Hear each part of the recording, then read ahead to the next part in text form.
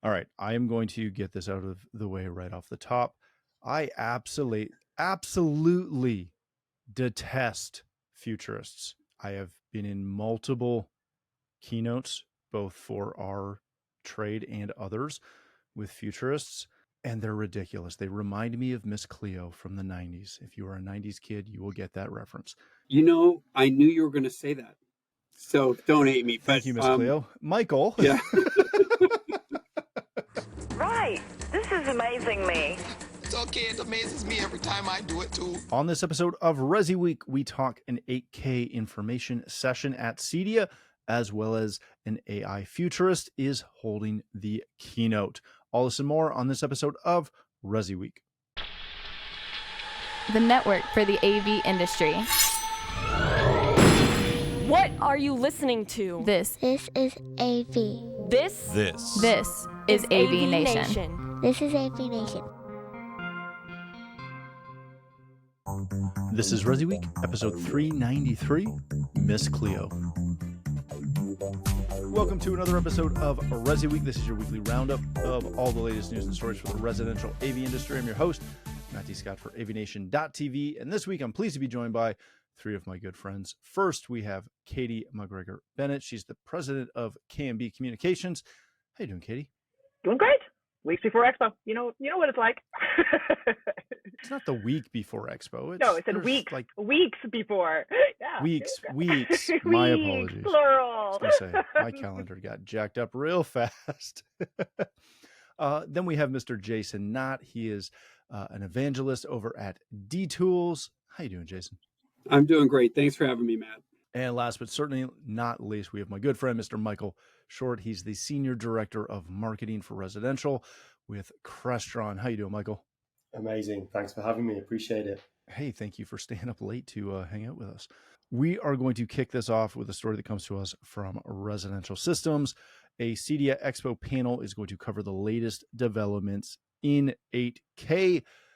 The real interesting aspect of this is not only are they covering, obviously, the latest developments, but they're coming at it from the 8K Association, featuring executives from IMAX and Amazon Prime, i.e. they're understanding 8K from a content perspective, which is typically is not the way we address this, especially in the resi space. We just talk about how it affects people in the home. Katye, let me start with you on this. How much confusion is there, do you think, between 8K and how we use it in the home versus how it's produced, how that content gets made and then delivered? Tons still.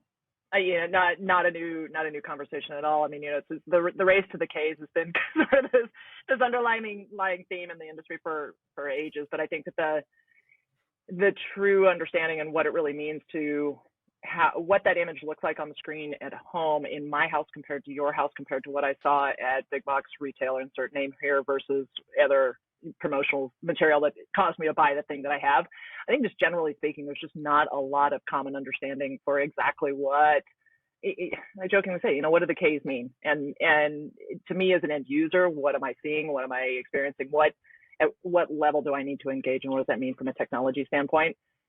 Saying that is, I don't know. I mean, it's quite a big concept to deliver, and if you just enjoy content and don't necessarily need to scrutinize it, common consumers don't necessarily, they're not going to dip down into this either. So I think it makes a lot of difference to us on the industry side of it. But I think what's really important and what the takeaway from a show like this is, how do we take this information from an input perspective and turn it around so that the people that we serve and that we're continuing to educate and inspire to buy technology from us and our group in the future, how do we take this knowledge and spin it in such a way that it is meaningful and it does matter and it does create a buying conversation for the future that doesn't confuse the consumer into such a thing of like, it's this tech stuff is just all too confusing, I don't care anyways.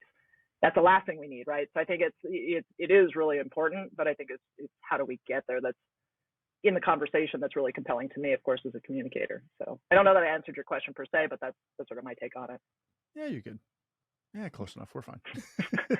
Jason, what kind of, as I alluded to in the intro for it, I'm very impressed that this is coming from the content aspect, right? We don't typically see this, especially in the residential space. I'm used to it from the NAB, the National Association of Broadcast side, where they don't care how you're going to view it per se. It's all about the content and what that pipeline looks like and how they get it to the house. And then what the house does with it, not that they don't care, but they don't really care. Will this bring a much better understanding of how we're going to use 8K or how to effectively use 8K in the home because we're finally going to see it from the content side? I'm glad that CEDIA is continuing this. If you recall, we did a session last year at CEDIA Expo that had that talked about the potential for integrators to be content providers, meaning that at some point CEDIA Expo itself would have Netflix, would have YouTube, would have all of these disparate systems. Because think about right now what you have to do. How many different services do you have to watch the NFL? If you wanted to watch every game, you would have to have Prime, you would have to have YouTube, you would have to have the NFL. Everything got Apple, everything got disseminated and displayed, and it made it ultimately super confusing for the consumer. Who's the people that take something that's complicated and make it simple for the consumer? The integrator. So the premise last year in our session was that content providers at some point will be turning to integrators to simplify, create interfaces, create package solutions, an NFL interface via Crestron or whatever it might be that takes all these different ways to watch the NFL and puts it all together into a simple interface for the customer. I love the fact that they're picking up on this. I also like that 8K Association is doing this. If anybody hasn't had a chance to check it out, their website's very informative. They've got a lot of really good technical information regarding 8K, where the panels get from, why an 8K TV costs so much more than a 4K TV. What is the difference in the cost there, structure. So it's a really informative, but this is just another leap. And who knows, 5 years from now, we could see some of those NAB content providers actually at CEDIA Expo talking to integrators about package solutions. Yeah, that's a really good point. Michael, let's address the somewhat elephant in the room.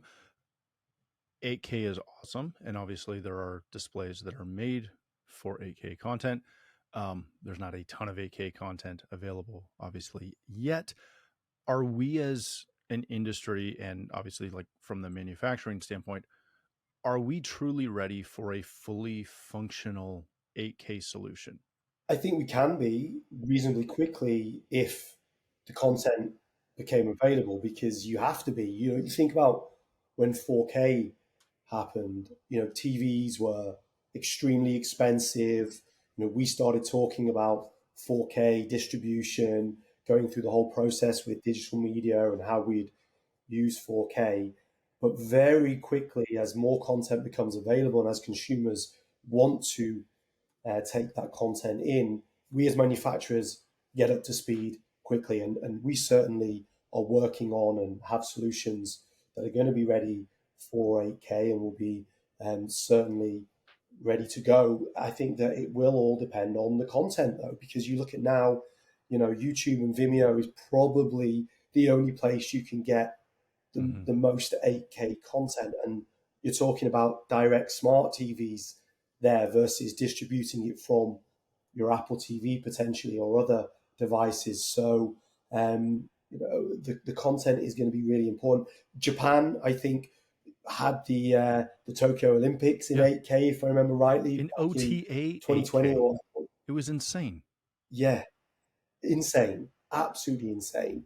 And, so I think to answer from a manufacturing standpoint, yeah, we'll be ready and we'll get there. But this is why it's really interesting to see this as a content-led discussion at CEDIA, because that's where I believe we need to be thinking, what type of content are consumers going to be consuming first? You're talking about virtual reality now is mainly looking to be in 8K. So are we actually talking about Netflix and Amazon first, or is it going to be those games rooms where consumers want to have 8K content in those specialty rooms? So we'll obviously be ready, but I do think for the first time in how I can remember, the content first. It's really interesting, and I love that the discussion is being led that way.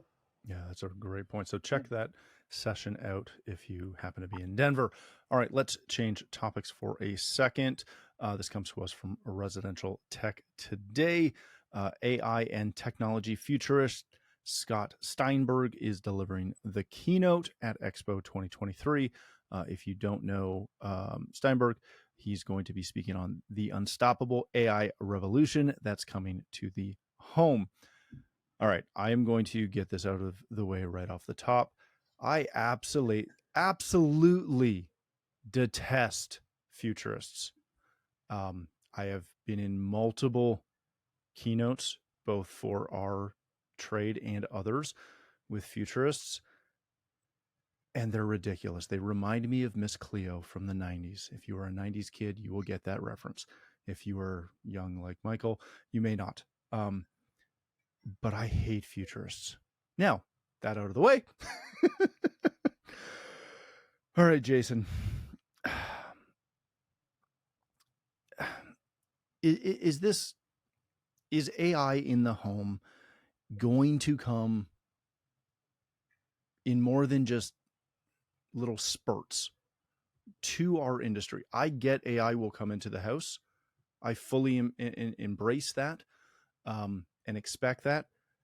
I question how much it will come in through our industry. Am I wrong on that?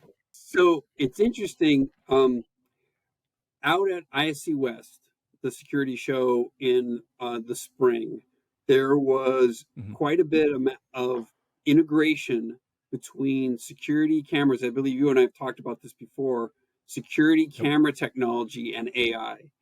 I believe that is going to be the from in terms of technology and our industry. I think that the security camera level is going to be the first entree, because the way that the AI could interpret what was happening in the image and then create notifications to law enforcement without somebody having to watch the image and interpret what's going on was incredible and would speed up response. So I was super impressed by that, and I believe I think we'll see AI in the security camera booths. I would recommend that. Obviously, there's the simple areas of AI helping you from your website.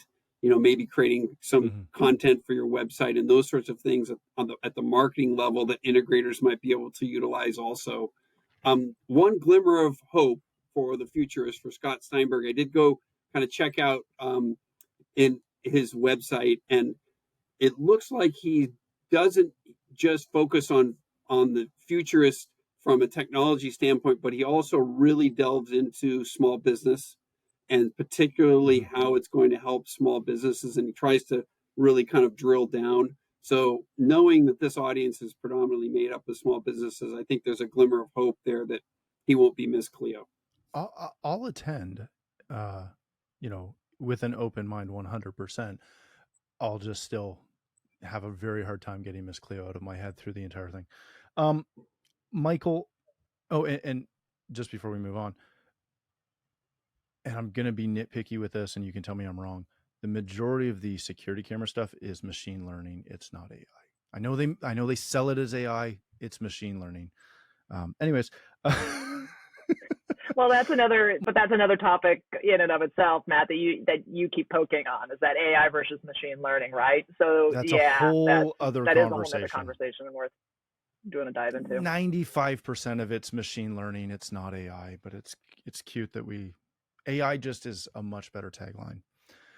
Yeah. Michael, is this going to be the domain of essentially the GAFAs of the world?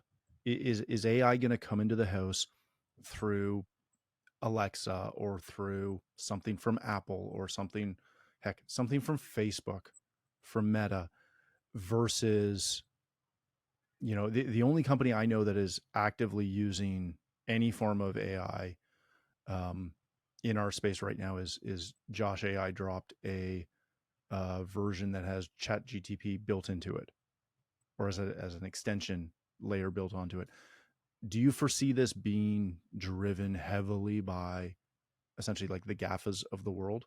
I think they will find DIY mass home implementation of this in one way or another, because whether it's bringing ChatGPT into Alexa, there are going to be ways that they'll quickly be able to implement certain elements, but I don't think it will be a true driver of the industry. I think where we can get huge value from a technology standpoint here is through things like smart home health monitoring, let's say. So looking at how AI can monitor our sensors, and looking at detecting anomalies in the home, whether it's potential health issues through air quality, through movement of people, through water, and analyzing that data through health monitoring in the house, because those little things are really, really smart. But that's difficult AI. That is something that we would really require companies to be focused on. Predictive maintenance, analytics of your smart home, all those things can be powered and analyzed really well through AI, because we know you can mass input loads of lines of data to then bring out really simplistic results and answers. So I think the true benefits here are going to come when we start thinking about how we can layer AI into that type of analysis. But I wouldn't be surprised to see, the Alexas or the Googles of the world doing some sort of AI manipulation. I think the camera and security aspect is really interesting. But again, is that machine learning versus AI? But it's here to stay. It's happening. Yeah. Right. We are going to see AI in this space in the future. But I wanted to touch on something that Jason was saying. Right now, I think in our industry, if we can educate our dealer channel on how to use AI to help their business growth, marketing, I really, I'm hoping that what they talk about during the keynote, and I know there's an event happening pre-CEDIA as well, is how can our dealer community utilize AI to really drive lead generation, to help them develop better websites, help them manage their websites, help them create email communications. There's so much you can do on the marketing side. And that for me is, if I was an integrator right now, I'd be thinking, how can I utilize all these tools to grow my business and make it run more smoothly? And as Jason said, that I know is an element of the conversation that's happening. For right now, that's really powerful. Futurist thinking, I think it will come in. It will. It's going to happen. Yeah. How and why I don't know, but it is going to happen. All right, Katye, sum this up for us, or wrap this up for us. Put a bow on it, whatever. And you can put on your Futures hat for this too. No, because you hate them. Good point. All right. Make a informed guess. How about that? What is going to be the market penetration for AI long term? Is this something that we are going to resist collectively, again, just as a society? Or is this going to be the same as the Alexa, where it's like, it can set a kitchen timer when I'm boiling water? I'm cool with it listening to literally everything I say in my house.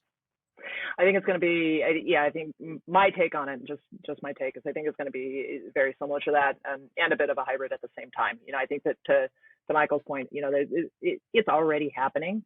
So I think that it is already happening, and it's already very pervasive. There was obviously going to be resistance, just as there is to technology, to online banking still. Who would do such a thing? I think there's always going to be resistance to anything that has a technology backbone, or an emphasis of technology that has a reporting of some sense that is not known to the consumer, right? There's always going to be that group. It's just like, hell no, I don't want any part of that. And I respect that, and it took some time for even Alexa to become that thing that you'd allow to time your boiling water, and be accepting of it, listening to everything else in your world. And not a day goes by, I'm sure that it's the same for all of you guys here and listeners too, that somebody in our world doesn't go, oh my God, I was just having a conversation, and now on my feed, here's the thing that I was just talking to my neighbor about, and I thought that was a private conversation. So I think that there's so much of that continues to happen, that it's doing two things. It's driving technology forward and driving acceptance of it forward, but it also is increasing the fear factor, right? So for every one of the positive experiences that we share, there's quite possibly one or two negative experiences somebody else shares that makes it really scary. So there's that point. And then I think that the other thing is within our industry, we're so tuned to utilizing the new thing to make the current thing better. And that's, it's just sort of how we're wired. It's in our DNA. So I think that there will be a fast adoption and a fast expansion of the usage of AI and machine learning in our industry as we're serving consumers. My caution as a communicator, now having gone through several stacks of content specifically that was derived from AI, it still needs a lot of human intervention, because it is not speaking as a human. It is not speaking our language. It doesn't properly identify and define acronyms even, which, as you know, are such a big part of our conversation in technology. So it will require our help to get it better. And it's going to get great, and it's going to be horrible at the same time, until that learning has gotten much further along than it already is today. But to your original point, is there going to be resistance? Absolutely, and understandably. I think it's up to us in the industry, residential, commercial, all of us in technology integration, to really make sure that we're making the right decisions as to what we're plugging in, what we know about it, and what we're communicating to the other side as to what they should expect and what they need to keep an eye and an ear out for. Because it's that combined awareness of what's happening that will create a more positive situation and scenario going forward, if we're not really, really diligent in having a firm grip on the harness. What can stand to happen can really be, can create quite a bit of a bleep show for us in integration that I don't know that we can recover from effectively. That's much further down the road, and I am not a futurist. But that's my bigger fear, is just if we don't harness and control it now and learn how to corral it in such a way that it doesn't take out our bottom line as an industry. And I think that's a big takeaway. So regardless of your opinion on AI, machine learning, and futurists, I think listening to the conversation and understanding sort of the bigger scope and ultimately where everything is going, and then what's your role as an individual. I know what mine is now very clearly. You asked me 6 months ago as a communicator, what was my role with AI and machine learning? I wouldn't have answered the question. It's much clearer to me today, but I've spent quite a bit of time digging through it and identifying where it's good and where it's not. Yeah, that's a great point. All right, let's wrap it up there. Thank you all for joining us. Michael, if people want to connect with you, learn more about Crestron, how can they do that? Crestron.com, of course, or visit us at CEDIA. We're on booth 1901. We've got a huge presence again this year. Some really exciting things going on from us. So, of course, Crestron.com, or come see us at CEDIA. Excellent. Looking forward to that. Jason, thank you for joining us. How can people connect with you, learn more about D-Tools? They can go to dtools.com, and that's d-tools.com. They can also reach out to me at jasonkay@dtools.com, and you can follow me on Twitter at jasonw.knott. Let me just add one quick point to both what Michael and Katye were mentioning there, that I agree that AI is going to need oversight by an individual. I'm going to predict, as a futurist, that we just saw last week ADT sell off its commercial business and then focus strictly on the residential side. And we all know that Google did a massive investment in ADT a couple of years ago. To what Michael's point is, or your question to Michael, I see that might be the realm, again, going back to what I was talking about, the security level, that would be the company to be on the lookout for, where you might start seeing this introduced to the consumers. Well, and they definitely have especially with the Google backing, they have the pockets to play in that space effectively. Yeah, and now they're focused 100% on residential. That is the truth. All right, Katye, how can people connect with you, learn more about KMB Communications? You find KMB Communications on the web at kmbcom with 2ms.com. All over the social sphere, one version of that, another, and myself, Katye, Katye, McGregor-Bennett, same thing, all around the sphere. Looking forward to meet you guys out there. Excellent. Thank you so much. Thank you for joining us. If you'd like to connect with me, you can find me on Twitter or X or whatever we're calling it these days at Matt D. Scott and most other social platforms. But more importantly, please visit AVNation.tv, where you'll find this show as well as a wide variety of other shows with all the verticals that we cover. When you visit the website, please take a moment to check out our supporters. We are extremely thankful for their support and ask that you check them out as well. Thanks again for watching. That's all the time we have for this episode of ResiWeek.